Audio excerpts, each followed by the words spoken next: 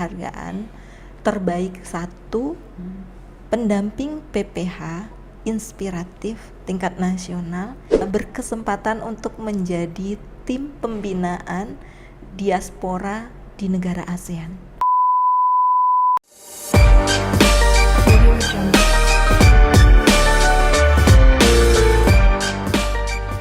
Assalamualaikum warahmatullahi wabarakatuh. Salam Namo Buddhaya. Om Swastiastu. Salam kebajikan, salam sejahtera untuk kita semua.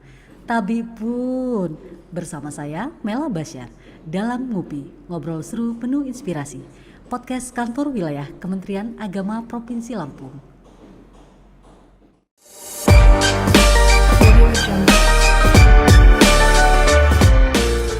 Halo sahabat religi, saat ini kita kedatangan narasumber yang begitu istimewa. Narasumber yang masih muda, cantik dan menginspirasi. Beliau adalah Mbak Aimatul Azizah, penyuluh agama Islam fungsional, Kecamatan Punduh Pidada, Kabupaten Pesawaran, pemenang terbaik 1 pendamping proses produk halal inspiratif tingkat nasional. Assalamualaikum warahmatullahi wabarakatuh, Mbak. Waalaikumsalam warahmatullahi wabarakatuh. Terima kasih telah hadir di podcast kantor wilayah Kementerian Agama Provinsi Lampung. Sama-sama, Mbak. Iya, tentunya waktunya sangat sibuk ya, Mbak ya. Padat dengan kegiatan yang tentunya banyak menyita waktu. Diundang ke sini menyisikan waktu, kami ucapkan terima kasih. Untuk lebih dikenal sahabat religi, khususnya di Provinsi Lampung dan para pelaku usaha di Provinsi Lampung, kami persilahkan Mbak untuk memperkenalkan diri.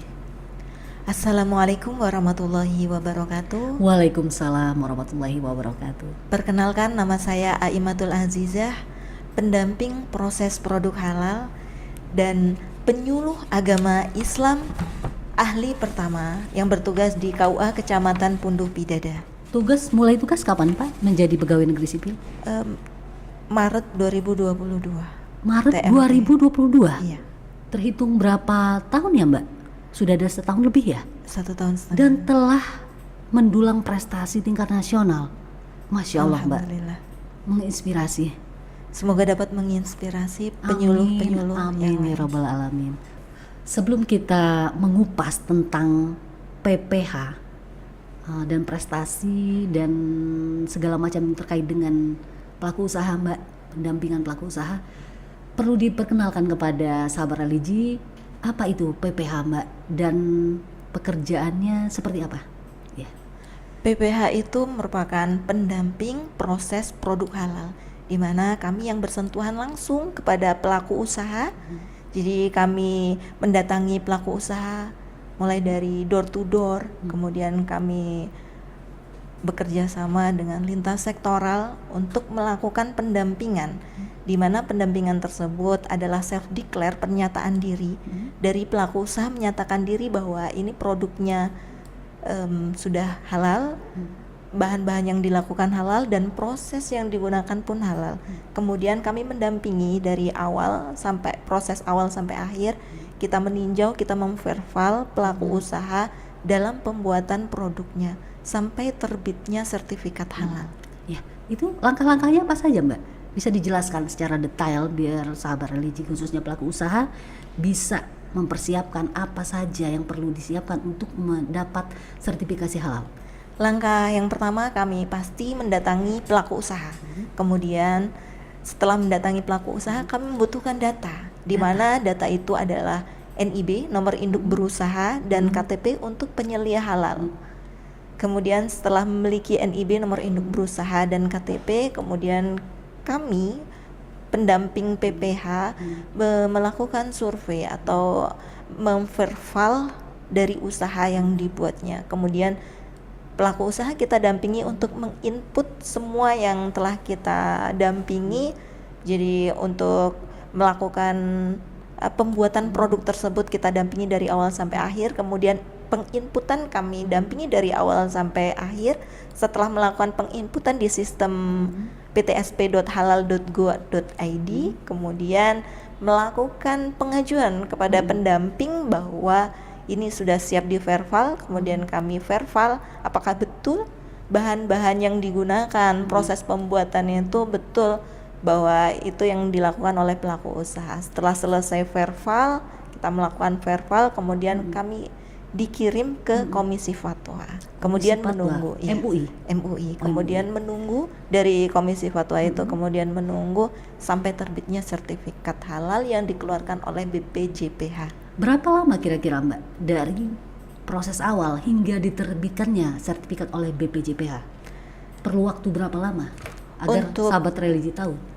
Untuk waktu itu relatif, ada yang lama, ada yang sebentar, ada yang 1 minggu keluar, ada yang 6 bulan keluar.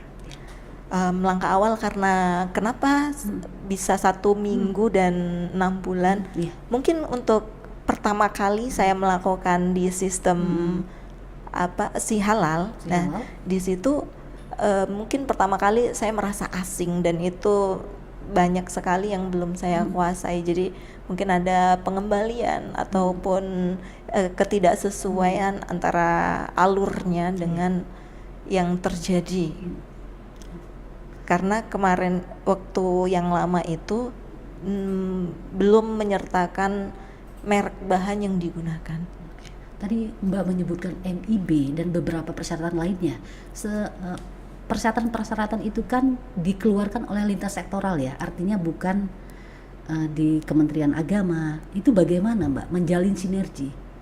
Jadi kami bekerja sama dengan Dinas PTSP Penanaman Modal dan Investasi. Di situ kami di kabupaten kota? Di Kabupaten Pesawaran. Maksudnya di Kabupaten Pesawaran. Ya, di Kabupaten Pesawaran kami melakukan kerjasama sinergi dan di mana kami mengeluarkan izin karena itu kita melakukan pengajuan itu melalui online, jadi kita bisa di rumah mengajukan untuk NIB, nomor induk berusaha.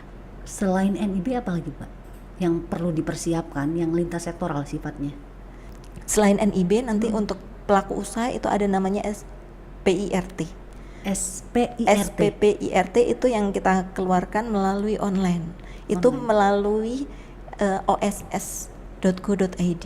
Di situ. Itu pengeluarannya di PIRT di situ, SPPIRT. Sudah dimudahkan ya dengan pengurusan ini lintas sektoral, tapi telah didukung semuanya lewat aplikasi ya Mbak ya. Jadi tidak ada alasan masyarakat enggan untuk mendaftarkan produknya mendapatkan sertifikat halal. Harusnya begitu ya Mbak? Betul, karena dari semuanya, dari NIB, kemudian PIRT, kemudian halal, itu semuanya melalui aplikasi dan melalui sistem online. Iya, jadi tidak perlu menghabiskan waktu untuk mendatangi ya kantor-kantor itu, karena memang sudah bisa dari jarak jauh mengisi aplikasi ya Mbak ya. Iya, betul. Ya, itu tadi tentu saja peran dari PPH tadi ya sangat penting ya untuk mengedukasi masyarakat bagaimana segala persyaratan itu telah dimudahkan sedemikian rupa untuk masyarakat mendapatkan sertifikat tersebut ya Mbak ya. Iya, betul. Ya, Mbak, tentu saja banyak tantangan ya dalam melakukan tugas sebagai PPH. Apa saja Mbak tantangan yang berat atau sulit untuk dijalani? Mungkin kalau semuanya tantangan itu sangat banyak sekali, tetapi ada beberapa poin yang bisa digarisbawahi, bahwa yang pertama untuk menyadarkan kepada para pelaku usaha bahwa sertifikat halal itu memiliki banyak sekali manfaat. Tidak hanya manfaat bagi pelaku usaha, tetapi manfaat juga bagi konsumen, di mana konsumen bisa merasa aman dan nyaman menggunakan produk tersebut. Jadi dalam sertifikat halal sendiri berarti semuanya memiliki manfaat, Mbak. Nah, dari situ kita bangun kesadaran para pelaku usaha untuk mendapatkan sertifikat halal. Di situ untuk tahun awal-awal itu saya merasa sulit sekali karena kesadaran dari masyarakat itu ya terbatas. Jadi nggak semua masyarakat itu paham, karena ketika kita melakukan pendampingan atau ingin melakukan penyuluhan tentang itu, banyak sekali para pelaku usaha itu enggan. Di antaranya yang pertama ada rasa takut, rasa was-was dan tidak percaya. Yang mana di situ kita membutuhkan KTP, mungkin saja Caleg. pelaku, ya betul. Itu diantaranya sekarang tahun politik, tahun mungkin politik ya. diantaranya itu. Dikira untuk mendukung salah satu partai atau caleg ya Mbak Iya, ya, betul padahal sekali. bukan kan fungsinya Iya, kan. betul. Ya, Iya. di situ kan KTP itu kan kita lakukan untuk yang pertama untuk pendaftaran NIB, nomor induk berusaha, itu NIB? wajib memiliki. Iya. Itu wajib memiliki KTP elektronik. Iya. Kemudian nanti untuk penyelia halal itu pun juga wajib menyertakan KTP. Iya. Di mana para pelaku usaha itu terkadang takut dikira nanti caleg. Iya. Terus kemudian untuk penipuan, Iya, benar sekali. terus nanti untuk Disalahgunakan pinjaman ya. online. Pinjol benar sekali. Jadi di situ kita menyadarkan kepada masyarakat bahwa kita sebagai pendamping yang benar-benar pendamping itu, nah di situ kewas-wasan masyarakat seperti itu. Pendekatannya seperti apa Mbak? Agar apa ya, sikap kecurigaan masyarakat pelaku usaha itu sendiri bisa percaya dengan Mbak Aim sebagai pendamping proses hal tadi. Awal mula tahun 2022 awal, saya melakukan pendekatan dengan door to door. Door to door. Ya, setiap pelaku usaha saya datangi. Setiap pelaku usaha saya datangi, tetapi dari sekian banyak pelaku usaha, mungkin kurang lebih hanya 10 atau 20% yang percaya. Yang Dan percaya. iya. Dan itu sudah kenal dengan Mbak Aim? Belum. Belum ya. Jadi semua pelaku usaha, dan yang 10%, 20% itu yang kenal. Iya. Ya, jadi yang door to door yang menolak Iya. untuk didampingi itu karena tidak kenal. Nah, Ya, itu karena dia. rasa takut, rasa was-was itu. Jadi kami saya bekerja sama dengan penyuluh perikanan, di mana yang sudah dikenal oleh pelaku usaha dan sudah melakukan pembinaan, dan kebetulan di situ adalah produksi kerupuk ikan. Iya. Nah, di situ saya melakukan kerjasama kolaborasi dengan penyuluh perikanan, dan setelah itu baru percaya. Jadi, Ide dari mana Mbak bisa melakukan kolaborasi bersinergi dengan penyuluh perikanan? Dari mana ide itu didapat Mbak? Atau karena memang Kecamatan Pudu Bidada itu daerah pantai ya, sehingga banyak produk-produk yang berasal dari ikan, yang olahan ikan, atau seperti apa Mbak? jadi kalau semuanya untuk ide itu, kalau semuanya Iya. saya ketika gagal Iya. melakukan sesuatu gagal itu merupakan sebuah tantangan. Jadi bagaimana saya bisa berhasil dalam hal ini. Jadi dari situ saya melihat bahwa saya memikirkan dari penyuluh perikanan, jadi saya melakukan kolaborasi dengan beliau. Gitu. Luar biasa ya Mbak ya. Intinya jangan cepat menyerah Betul. untuk para penyuluh khususnya ya. Khususnya untuk para penyuluh, karena para penyuluh itu kan yang bersentuhan langsung kepada Dengan masyarakat, ya. Dan itu pun juga tidak hanya terjadi sekali dua kali, tetapi sering kali kita mendapatkan penolakan dari masyarakat, entah itu kita dalam penyuluhan dan pembinaan masalah keagamaan, masalah pemberdayaan umat dan lain sebagainya. Jangan sampai menyerah ya Mbak ya. Terus berusaha. Terus berusaha. Mungkin kalau semuanya kita gagal di dalam satu bidang, mungkin bukan tujuan kita yang dirubah, tetapi strateginya ya, yang perlu dirubah ya. Betul. Jadi dari tujuan tetap sama. Tujuan tetap sama. Untuk pemberdayaan masyarakat atau pembinaan atau penyuluhan untuk penyuluh sendiri, tetapi strateginya, dari strategi saya door to door melakukan pendampingan melalui pintu dan itu ternyata kurang efektif dan kurang berhasil, kemudian saya melakukan ganti strategi bagaimana biar bisa melakukan pendampingan, yaitu dengan bekerja sama berkolaborasi dengan penyuluh perikanan. Mbak Aim luar biasa sekali ya.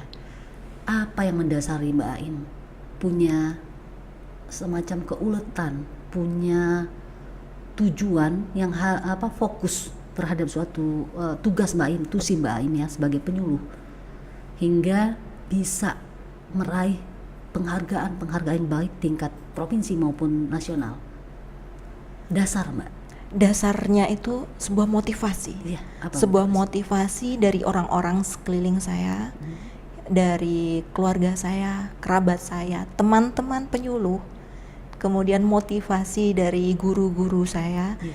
dan atasan saya yang luar biasa. Jadi motivasi ini yang membuat saya benar-benar harus bekerja ulet, telaten, dan ikhlas. Di sini saya mencontohkan motivasi dari Bapak Kakanwil yang selalu saja memberikan motivasi dan memberikan wawasan kepada saya bahwa jangan sampai, bahkan ketika kunjungan beliau di KUA Kecamatan Kedondong, KUA Revitalisasi SBSN, itu beliau itu memberikan pesan kepada saya ketika saya sedang mau down, ya, ketika mau katakanlah, down. ya. Jadi beliau mengatakan, tetap semangat, jangan putus asa, kejar target, dan kita harus optimal. Dari situ, karena yang kita lakukan itu bukan untuk diri kita, tetapi untuk orang lain. Dari pelaku usaha dapat manfaat, dari konsumen dapat manfaat, kita melihatnya senang, bahagia, dan itu sebuah penghargaan untuk kita sendiri. Jadi kayak motivasi terbesar itu melihat orang lain bahagia. Luar biasa ya Mbak. Jadi motivasi yang diberikan oleh Bapak Kakanwil Iya. itu bisa katakanlah memacu semangat Mbak Aim ya. Selain itu pun juga ada Bapak Kepala Kemenak yang selalu memotivasi saya dan memberikan arahan. semacam tidak hanya arahan tetapi akses. Akses. Jadi Bapak Kepala Kemenak saya itu memberikan sebuah akses bagaimana kita bisa melakukan kolaborasi dengan lintas sektoral, dinas-dinas terkait, ataupun memberikan ruang kepada pelaku usaha dan kepada kami para pendamping agar melakukan kinerja yang optimal. Jadi banyak sekali yang memotivasi dari Bapak Kepala Kemenak. Kepala Kemenak Iya, Kabupaten Pesawaran. almarhum. Luar biasa, semoga jadi ladang amal beliau ya Mbak ya. Amin ya rabbal alamin. Mbak Aim, Mbak Aim baru saja dinobatkan menjadi terbaik pertama di tingkat nasional untuk pendamping proses produk halal. Ya, inspiratif. Iya. Ya.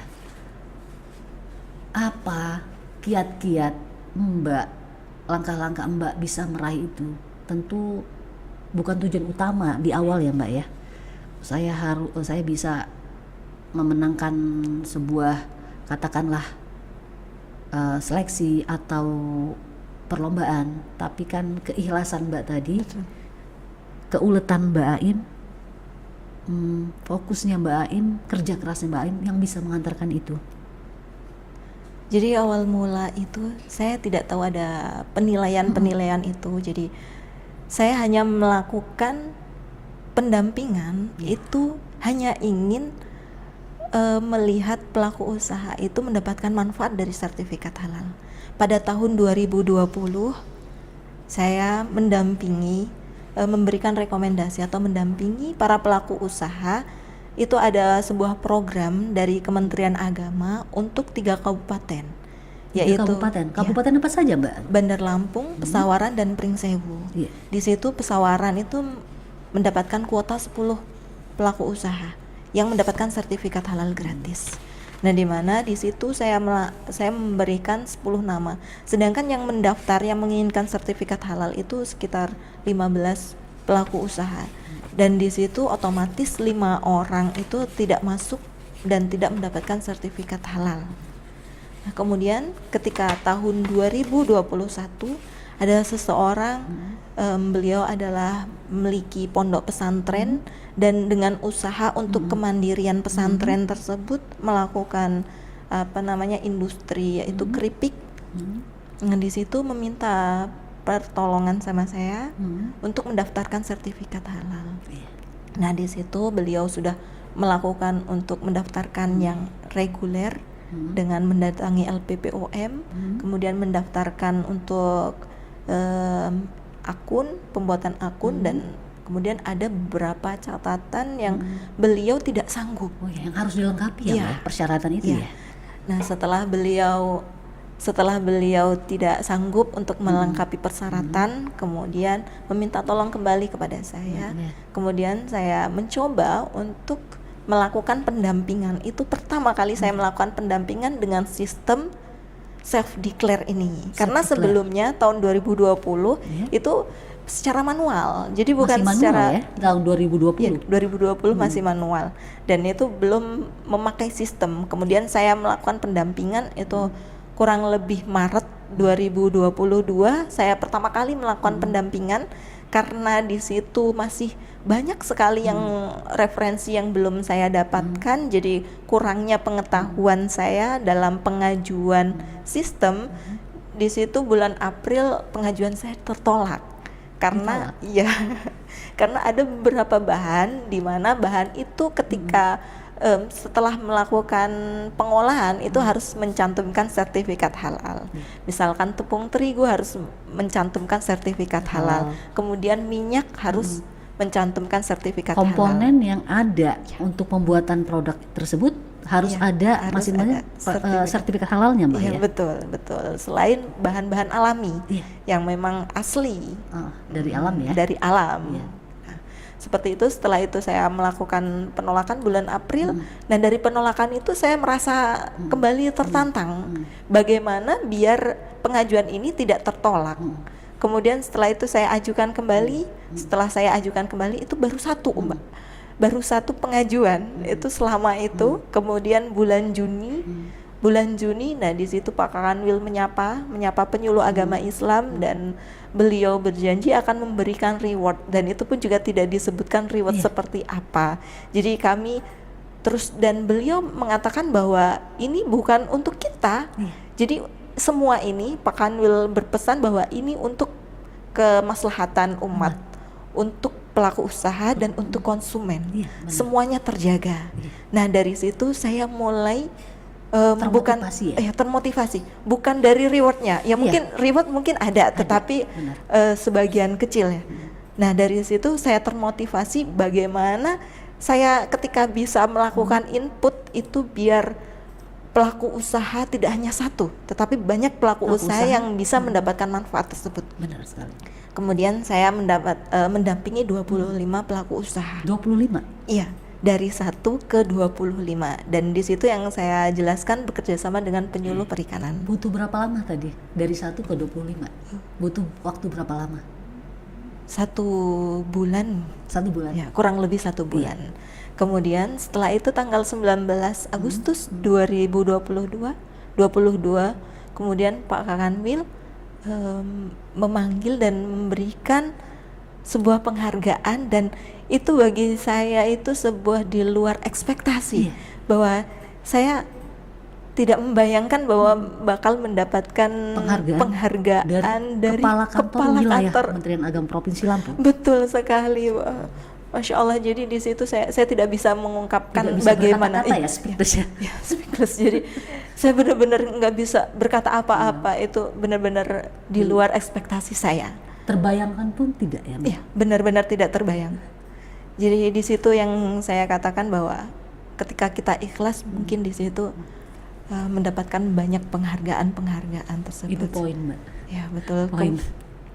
Kemudian setelah itu tahap pertama itu dibuka 25.000 sertifikat halal untuk se-Indonesia. Ya, jadi kami hanya mendapatkan beberapa sertifikat halal.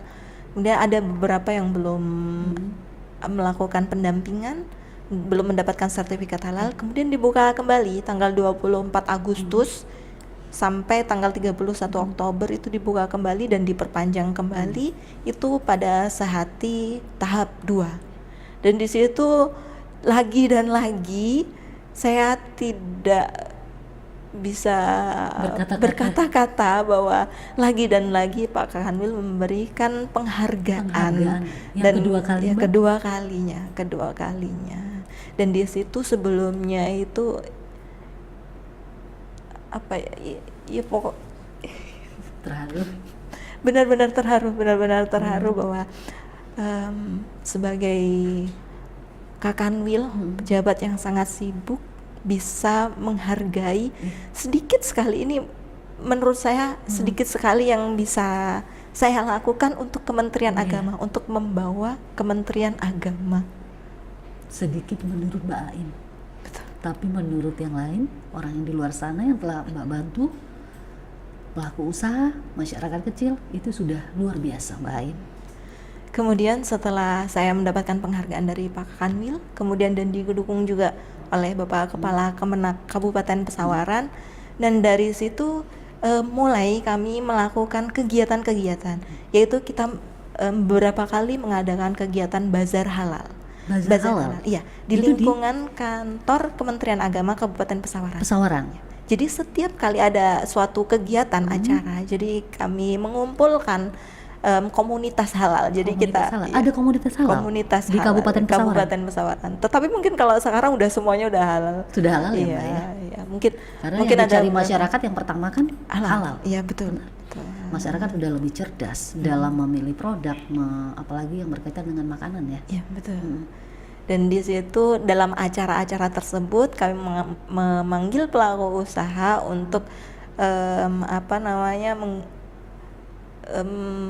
bazar gitu. Apa sih bahasanya itu?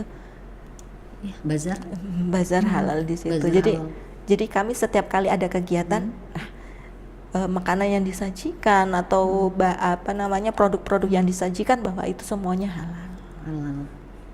Kemudian setelah mendapatkan penghargaan itu, saya beberapa kali dipanggil atau diminta untuk menjadi narasumber. Narasumber. Ya, oleh Dinas Koperasi dan UMKM Kabupaten Pesawaran. Ya, Kabupaten Pesawaran untuk melakukan pembinaan kepada pelaku usaha mikro dan menengah. Jadi di situ Luar biasa ya. kami bersama-sama bersinergi dengan para pelaku usaha, dan di situ saya melakukan kerjasama dengan lintas sektoral dengan Dinas Koperasi dan UMKM. Kemudian selain itu kami pun juga beberapa kali ke Dinas Perdagangan dan Pasar.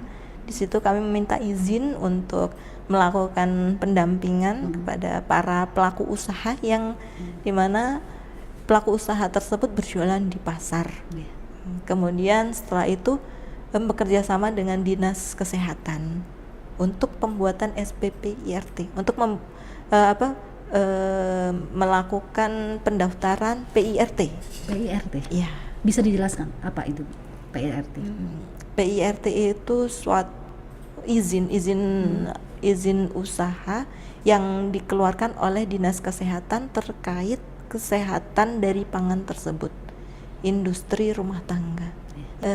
Kemudian saya melakukan pendampingan kepada pelaku usaha binaan Karang Taruna, di mana Karang Taruna. Ya, binaan Karang Taruna, di mana di situ meraih penghargaan yang diberikan langsung oleh Gubernur Lampung. Gubernur Lampung pernah meraih Satya penghargaan dari Gubernur Lampung juga, Mbak Ain. Diberikan penghargaan sebagai tokoh inspiratif. Ya. Satya Lencana Aditya Karya Mahatva Yoda Madya. Itu penghargaan apa, Mbak Ain? Menyebutnya susah, Mbak Ain. Penghargaan tokoh inspiratif dari Karang Taruna Provinsi Lampung. Yang diberikan langsung oleh Gubernur Lampung. Itu untuk perseorangan, untuk Mbak Ain? Iya, perseorangan. Tahun berapa itu, Mbak Ain? Tahun 2023 sampai akhir. Kemudian setelah itu saya mengirim bukti-bukti tersebut. Setelah itu tidak berlangsung lama, 1 minggu saya mendapatkan telepon dari lembaga yang meminta saya untuk mengumpulkan lembaga yang mengusulkan Mbak Ain yang untuk mengumpulkan bukti-bukti tersebut, dan ditelepon bahwa saya meraih penghargaan terbaik 1 pendamping PPH inspiratif tingkat nasional yang dikeluarkan oleh BPJPH Kementerian Agama Republik Indonesia. Dan ketika itu saya tidak menyangka bahwa eviden-eviden yang saya kirimkan bisa menghantarkan saya sejauh ini. Akhirnya menang di tingkat nasional ya, Mbak ya. Eviden-eviden yang dikumpulkan itu adalah bukti kinerja Mbak Ain yang diakui. Betul. BPJPH. Betul. Mbak atas telah menjuarai lomba di tingkat nasional oleh BPJPH, reward apa yang didapat Mbak dari BPJPH?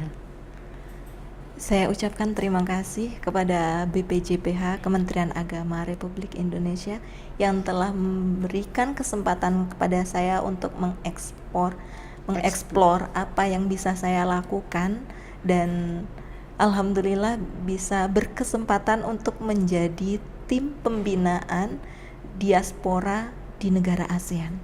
Mbak Aim, dari sekian orang-orang yang inspirasi Mbak Aim, itu bisa disebutkan siapa Mbak yang sangat bisa membuat Mbak Aim seperti saat ini?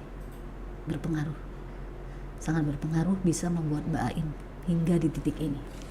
Yang pertama adalah Bapak Kakanwi Lampung, beliau Pak Puji Raharjo. Pak Puji Raharjo.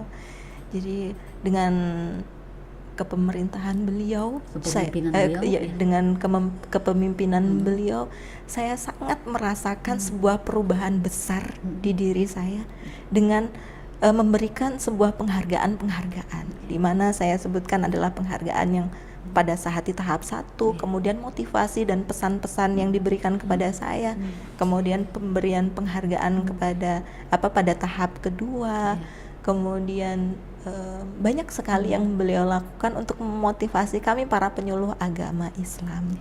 Di situ beliau selalu menyapa kami dan benar-benar menghargai kinerja kami, meskipun kinerja kami itu tidak ada apa-apanya.